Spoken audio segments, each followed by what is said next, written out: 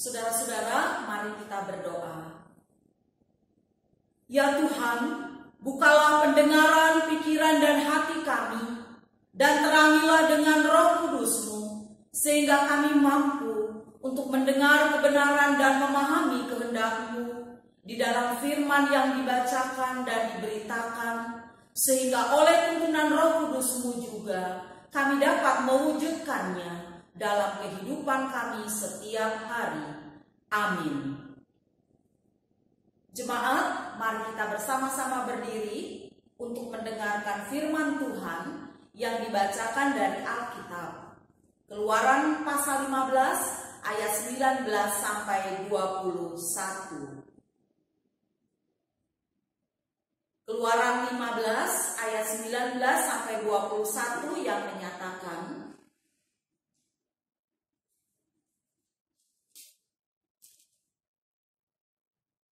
ketika kuda Fir'aun dengan keretanya dan orangnya yang berkuda telah masuk ke laut, maka Tuhan membuat air laut berbalik meliputi mereka, tetapi orang Israel berjalan di tempat kering dari tengah-tengah laut.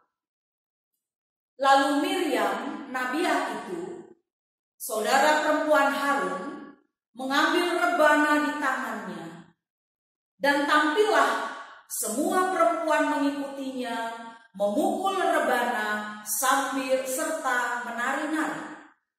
Dan menyanyilah Miriam memimpin mereka. Menyanyilah bagi Tuhan, sebab Ia tinggi luhur. Kuda dan penunggangnya dilemparkannya ke dalam laut. Demikian pembacaan Alkitab. Berbahagialah setiap orang yang mendengarkan firman Tuhan dan yang melakukannya. Terpujilah Tuhan Yesus. Haleluya. Haleluya. Haleluya. Haleluya.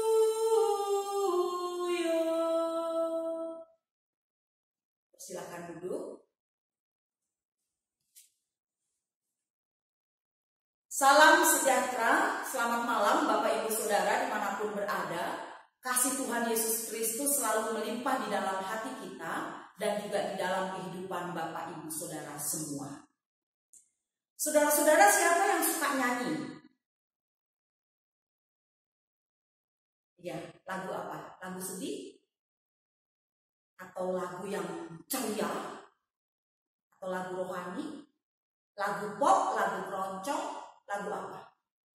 Lagu dangdut? Nah, jenis apapun saudara-saudara, jika nyanyian itu kita nyanyikan dengan penuh perasaan, akan sangat membawa sang pendengarnya pun ikut terbawa dalam nyanyian atau pujian tadi. Istilahnya baper gitu ya, bawa perasaan. Karena apa? Karena pujian itu adalah ekspresi jiwa. Ekspresi jiwa.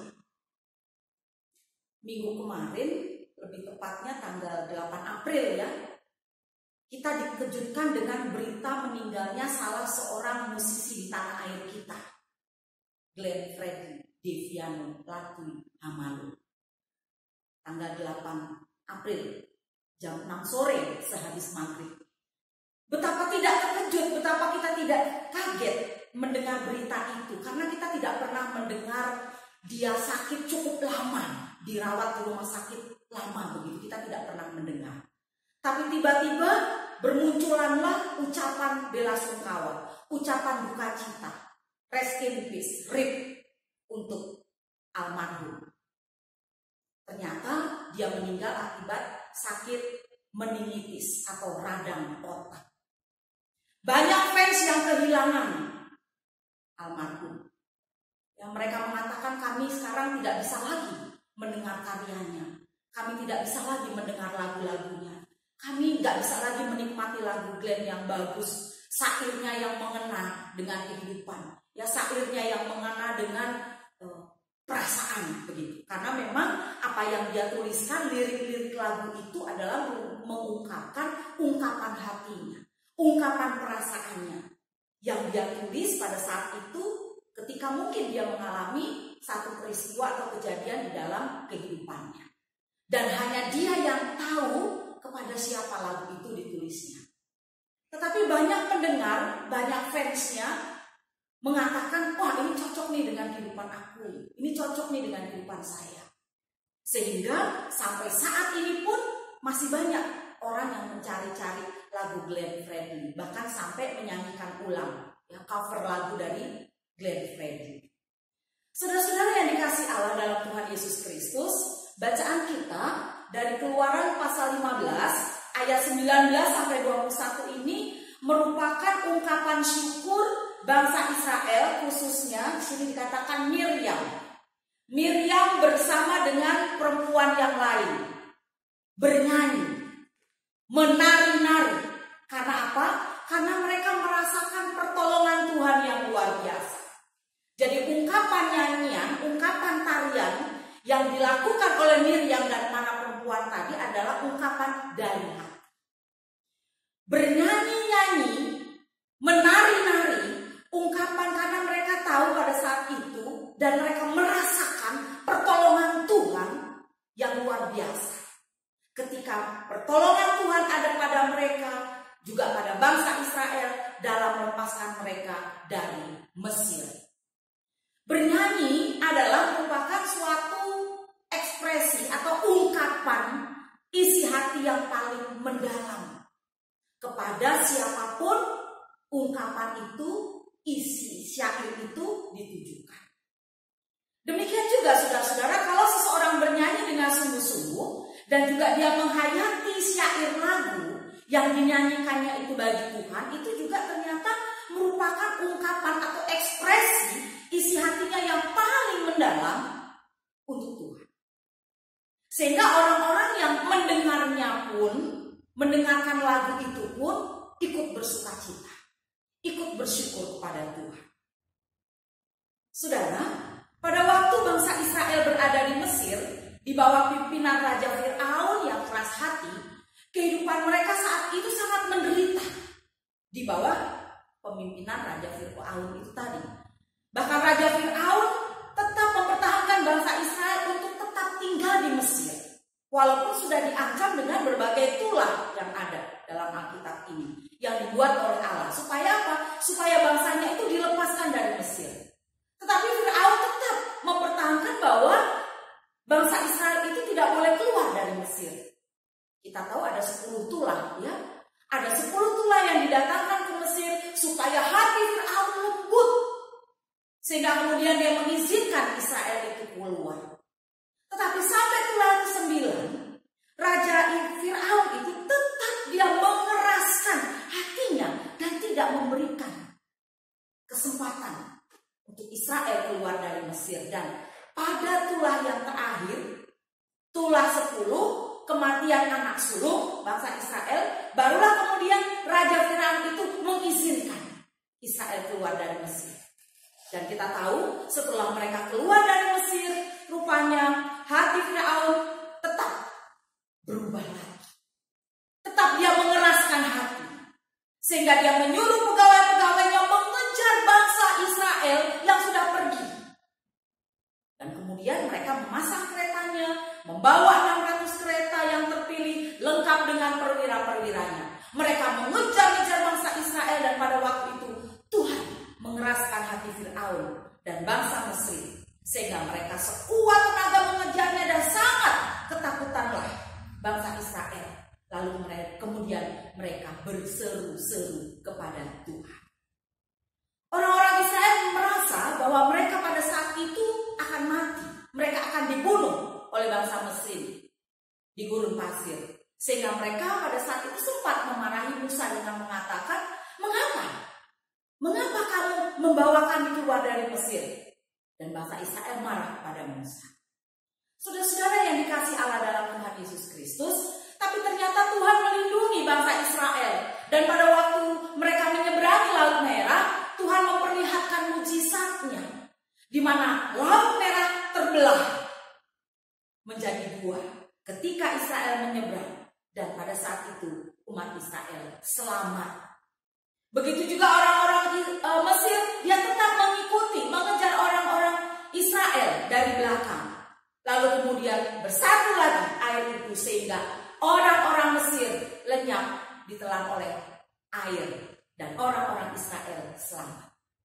ketika orang-orang Israel diselamatkan Tuhan, maka orang Israel bernyanyi, mengungkapkan isi hatinya yang sangat mendalam kepada Tuhan. Bagaimana kebesaran Tuhan, kasih Tuhan, tuntunan Tuhan yang telah Dia nyatakan kepada umatnya. Bisa kita membayangkan Bapak Ibu Saudara, bagaimana perasaan orang-orang Israel pada waktu itu yang sudah terlepas dari belenggu penderitaan, dari kejahatan Firaun, dan kemudian selamat menyeberangi Laut Merah. Tentu mereka bersuka cita. Mereka bersyukur karena kebesaran Tuhan, karena mereka sudah diselamatkan. Mereka memuliakan Tuhan karena mereka merasakan bahwa keselamatan yang mereka peroleh bukan karena kekuatan mereka, bukan. Tetapi semata-mata karena kekuatan dan kuasa Tuhan. Saudara-saudara yang dikasihi Allah dalam Tuhan Yesus Kristus, Miriam dan perempuan-perempuan Israel yang lainnya pada saat itu betul-betul merasakan bahwa semua yang mereka alami itu semata-mata hanya kasih sayang Tuhan, kemurahan Tuhan, pemberian Tuhan kepada mereka. Tidak ada sedikit pun dari kekuatan mereka. Dan oleh karenanya Miriam mengambil rebana, mengajak bangsa Israel yang lain semua untuk bernyanyi, untuk menari-nari sebagai ungkapan atau tanda ucapan syukur mereka pada Tuhan. Karena Tuhan tidak pernah meninggalkan bangsanya di dalam penderitaannya. Saudara-saudara yang dikasihi Allah dalam Tuhan Yesus Kristus, kalau keadaan kita sekarang ini sama buruknya, sama sedihnya, sama sakitnya, sama menderitanya dengan keadaan orang Israel yang terkepung oleh tentara Mesir, apakah kita bisa atau bahkan masih bisa memuji nama Tuhan? Atau kita baru bisa memuji nama Tuhan, kita baru bisa bernyanyi, kita baru bisa menari-nari. Yang di rumah punya gitar, main gitar. Di rumah punya piano, main piano, keyboard, atau alat musik yang lain. Apakah kita baru bisa menyanyi? Apakah kita baru bisa main alat musik itu ketika badai itu sudah reda? Ketika penderitaan kita sudah berakhir? Ketika kita sudah tidak lagi merasakan sakit yang sangat mendalam? Saudara-saudara yang dikasihi Allah dalam Tuhan Yesus Kristus, kesulitan ekonomi, bencana alam, penyakit, dan beberapa hari, beberapa minggu yang kita hadapi saat ini, virus corona, virus yang menyakiti seluruh umat manusia. Tidak hanya yang terjangkit, tapi kita semua sakit oleh karena virus itu. Kita menjadi tidak bebas. Pola hidup kita berubah, Bapak Ibu Saudara. Ada banyak hal yang kacau. Yang biasanya para bapak pagi bangun tidur, sarapan, berangkat bekerja, sore atau malam pulang. Para mama pagi menyiapkan sarapan, memasak, kemudian siap-siap antar anak, nunggu anak, ada yang nunggu anaknya di sekolah atau pulang dulu gitu ya, masak. Kalau yang sekolahnya dekat anaknya pulang dulu masak, lalu jemput lagi. Kita anak-anak pemuda yang kuliah pagi atau mungkin juga ada yang kuliah siang sampai sore atau malam ya. Nah, pola yang kita lakukan semua itu sekarang berubah. Tidak seperti itu lagi. Kita selalu was-was, kita merasa ketakutan. Karena apa? Karena memang saat ini kita sedang menghadapi sesuatu yang tidak kelihatan. Tidak kelihatan virus corona itu, tapi sungguh berbahaya.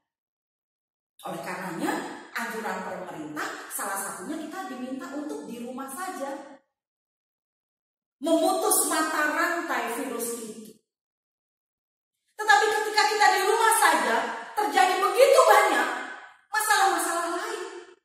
Apa misalnya? Sudah 2 minggu lewat, kita mulai jenuh, kita mulai bosan, sudah pasti ya. Pola hidup kita berubah, katakan biasanya bapak atau ibu ada yang bekerja aktif pagi sampai sore sampai malam, yang biasanya aktif berkarya, yang biasanya aktif berkomunitas, sekarang semuanya berhenti. Orang yang jenuh bisa stres, Bapak Ibu Saudara. Dan stres ini, dan kalau kita stres, bisa membuat hubungan kita dengan anggota keluarga kita tidak harmonis. Kalau kita stres, hubungan saya dengan suami atau hubungan saya dengan istri bisa kacau. Hubungan saya orang tua dengan anak atau hubungan anak dengan anak juga bisa kacau. Betapa tidak Bapak Ibu Saudara. Ketika kita di rumah saja, ya, pendapatan berkurang. Bidang usaha sepi. Beberapa mal sudah ditutup. Beberapa perusahaan merumahkan pegawainya atau karyawan-karyawannya. Karena apa? Karena mungkin tidak mampu untuk membayar mereka. Tidak ada pendapatan, tapi terus melakukan pengeluaran setiap harinya, bahkan beberapa minggu ini hampir sebulan pendapatan berkurang. Tapi di sisi lain Bapak Ibu Saudara, stres itu juga bisa terjadi kalau begini, kalau lihat di Facebook, mama-mama itu juga stres. Wah. Kenapa? Ngajarin sekolah anaknya, belajar maksud saya. Karena sekolah tidak lagi di sekolahan mereka, tetapi di rumah. Anak-anak di rumah, ya, belajar secara online. Stres sih mama. Karena apa? Aduh, dulu saya tidak dapat pelajaran seperti ini, tapi sekarang terpaksa saya harus mengajarkan anak saya seperti ini. Panggil bapaknya. Bapaknya yang ngajarin. Terkadang mungkin bapaknya keras. Si anak marah, mama aja yang ngajar. Si mama bilang, mama nggak bisa dek, biar bapak aja yang ngajar. Nah, si anak nggak mau kalau bapak yang ngajar.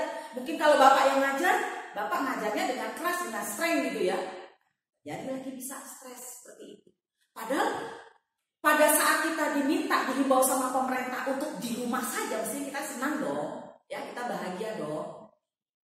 Sama anak-anak bisa berkumpul, bisa bermain, sama suami, istri, papa, mama, si bapak sama anak bisa ketemu, mama dengan bapak setiap hari bahkan 24 jam di rumah, yang tadinya mungkin kita nggak bisa bertemu dengan suami kita, ya, karena bekerja sampai sore, kemudian malam baru pulang. Tapi ini sekarang di rumah saja, bersama dengan anak-anak, kesibukan kita, orang tua yang bekerja mencari nafkah. Tapi karena sekarang di rumah saja, full waktu kita bersama dengan anak-anak.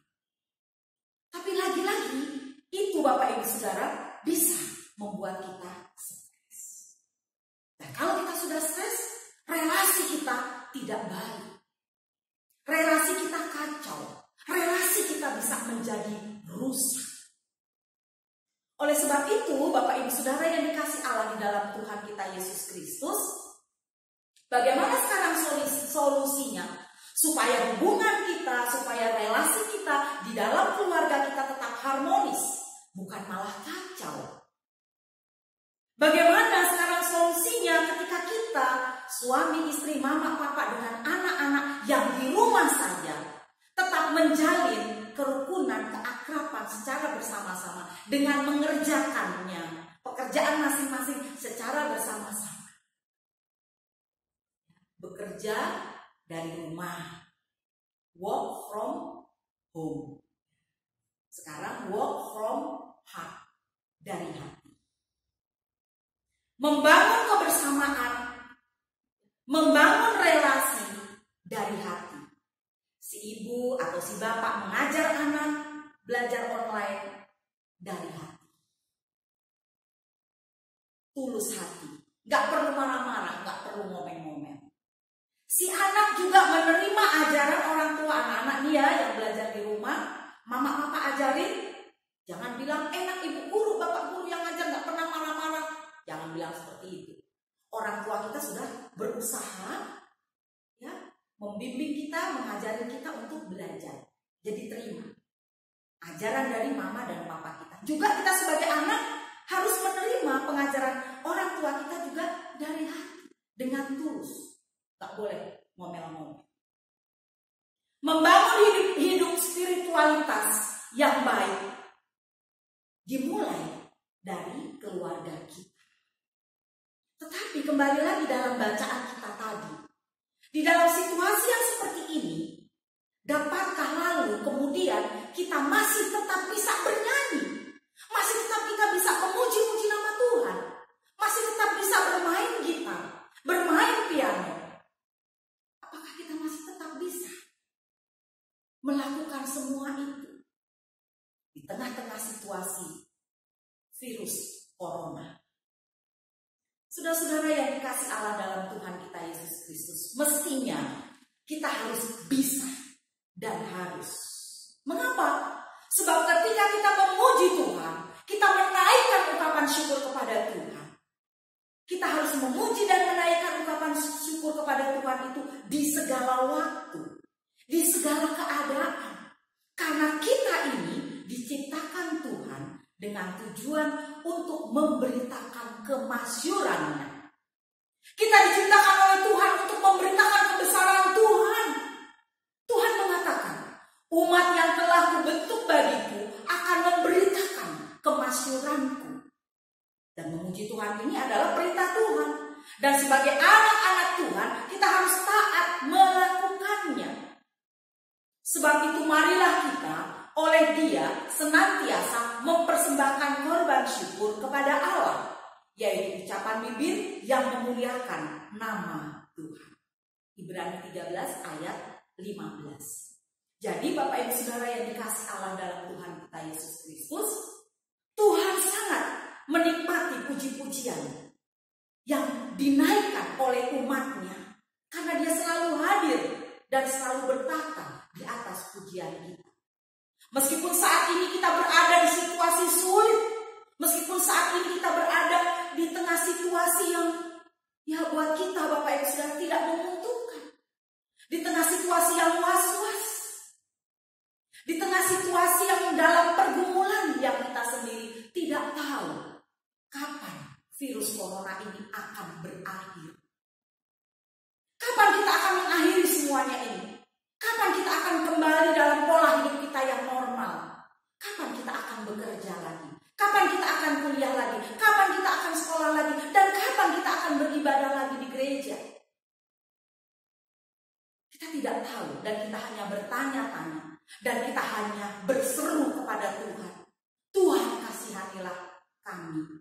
Tuhan kasihanilah hamba-Mu. Tuhan kasihanilah aku. Kita hanya berseru kepada Tuhan seperti itu. Kita hanya berdoa, kita hanya memohon, kita hanya meminta kebaikan dari Tuhan. Hanya itu yang bisa kita lakukan sepanjang kita ada di rumah saja. Saudara-saudara yang dikasih Allah di dalam Tuhan Yesus Kristus, firman Tuhan hendaknya mau mengajak kita untuk selalu bersyukur di tengah-tengah situasi dan keadaan apapun. Ungkapan dan pujian syukur itu harus senantiasa kita naikkan dan ungkapkan. Pemazmur mengatakan, biarlah segala yang bernafas memuji nama Tuhan. Haleluya. Saudara dan juga saya, puji Tuhan, masih bisa bernafas, diberikan itu sama Tuhan. Dan dalam situasi dan keadaan apapun, kita juga tetap diminta untuk menaikkan pujian, untuk menyanyi-nyanyi bagi Tuhan. Jangan kita hanya mungkin sibuk ya dengan kegiatan-kegiatan rutinitas kita yang terkadang tidak berguna semasa kita di rumah saja. Tetapi baiklah, kita bersama-sama ketika kita mau menaikkan pujian dan ungkapan syukur kepada Tuhan itu, kita melihat selain kita percaya dan yakin Tuhan akan melalukan atau menyelesaikan virus corona ini, tetapi kita yakin juga bahwa di tengah-tengah penderitaan, di tengah-tengah sakit, di tengah-tengah kesulitan ekonomi kita, di tengah-tengah terpuruknya pekerjaan kita, ketidaktahuan kita ke depannya bagaimana, firman Tuhan ini mau menjawab pergumulan kita. Tetap kita mau menaikkan, mengungkapkan syukur dan nyanyian dan pujian itu kepada Tuhan. Tidak perlu Bapak Ibu Saudara berpikir gini, suara saya jelek gitu ya, suara saya false. Gak perlu, kita gak ikut festival kok. Kita gak ikut idol, kita gak ikut lomba-lomba nyanyi yang lain, gak ada. Mau suaranya false, mau do gak bunyinya do gitu ya. Kita pujian untuk Tuhan. Kalau kita nyanyikan itu dari hati kita, ketulusan kita, yakin dan percaya, Tuhan pasti juga akan menerima.